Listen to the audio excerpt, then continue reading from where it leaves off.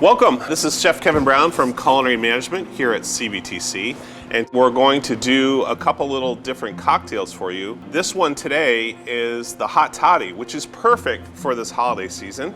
So I want to show you how to make that. It's real quick and easy, and you may have heard about it but just not known what goes into it, so it's real simple.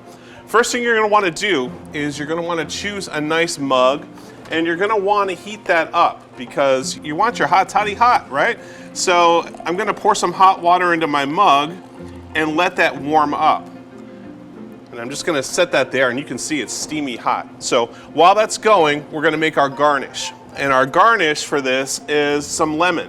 And I'm going to cut a big piece of lemon, just the skin, the rind. So what you're going to do is take your knife, or if you have a channel knife which would cut a twist like that, you can use that as well. But I'm just going to use my paring knife and come through here and cut a nice big piece of lemon because I want a big garnish. I want a lot of that lemon essence in that. So that's what I'm talking about right there, okay? Then some cloves. I'm going to take some cloves and I'm going to stud this lemon rind. And the great thing about cloves is it's got that holiday, just that holiday aroma. And when it hits that hot water, it's going to release that essence. So when you bring it to your nose, you're going to get that lemon and clove aroma with that great tasting bourbon. I'm putting like 4 or 5 in here, quick like that. And I'm going to cut a little slit in it so I can rest it on the side of the mug, just like that.